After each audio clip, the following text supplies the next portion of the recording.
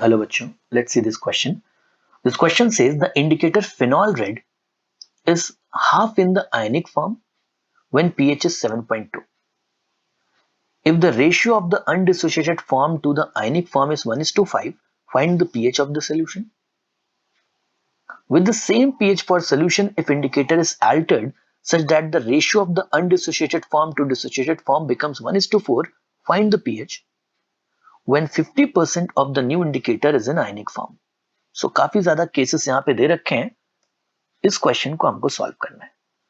तो सबसे पहले इस क्वेश्चन को कैटेगराइज कर लेते हैं कि किस चैप्टर का है और उसमें लगने वाले की कंसेप्ट क्या है। So ये क्वेश्चन आयनिक इक्विलिब्रियम से पूछा गया है एंड इस क्वेश्चन को सॉल्व करने के लिए जो की कंसेप्ट रिक्वायर्ड है वो है नॉलेज अबाउट इंडिकेटर्स। इंडिकेटर्स क्या होते हैं, इंडिकेटर का पीएच कैसे निकाला जाता है, वो हमको यहाँ पे पता होना चाहिए। ओके, सो इंडिकेटर का पीएच निकालने का जो फॉर्मूला है that is pH is equal to pKin plus log of In minus concentration upon concentration of HIN। यहाँ पे In minus क्या है? The dissociated form of the indicator and HIN is the undissociated form of the indicator। So पहला part अगर हम देखें, बोल रखा है कि the indicator phenol red is half in the ionic form when pH is 7.2। So पहले case के लिए pH 7.2 दे रखा है and half in the ionic form का मतलब क्या है कि अगर आयन माइनस जितना है उतना ही HIN भी होगा, राइट?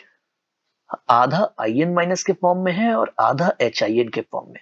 सो आयन माइनस अपॉन HIN का रेशियो कितना हो जाएगा? 1। सो ये हो जाएगा pKin प्लस log 1। log 1 होता है 0, सो यहां से pKin की वैल्यू निकल के आ जाएगी दैट इज 7.2।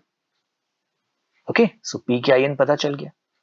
अब बोला हुआ है कि if the ratio of the undissociated form to the ionic form is 1:5, find the pH of the solution. मतलब मेरे पास है HIN अपॉन IN माइनस का रेशियो कि वो 1:5 है। सो मतलब इस बार IN minus upon HIN concentration का रेशियो कितना हो जाएगा? 5:1। pKin हमने निकाल लिया है, IN माइनस अपॉन HIN का रेशियो हमको मिल गया है, अब बस पीएच निकालना है। क्या हो जाएगा पीएच? फॉर्मूला वही रहेगा, pH will now be pKin जो अभी हमने कैलकुलेट किया है 7.2 plus log of IN minus concentration upon HIN जो कि है 5। log 5 कितना होता है? 0.7। सो 7.2 plus 0.7 that is 7.9 is the pH now. अब क्या किया गया?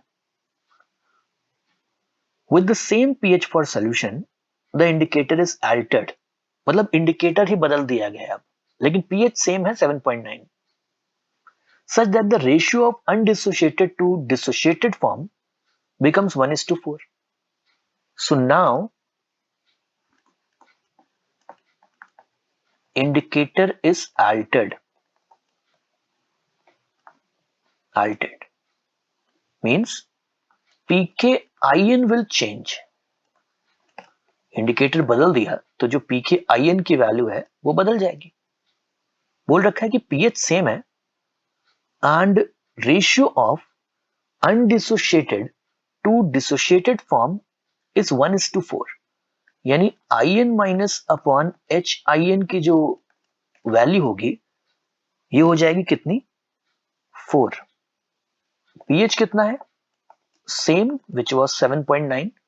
सो अब pKin कितना निकल के आएगा? 7.9 is equal to pKin plus log 4। log 4 हो जाएगा हमारा 0.6।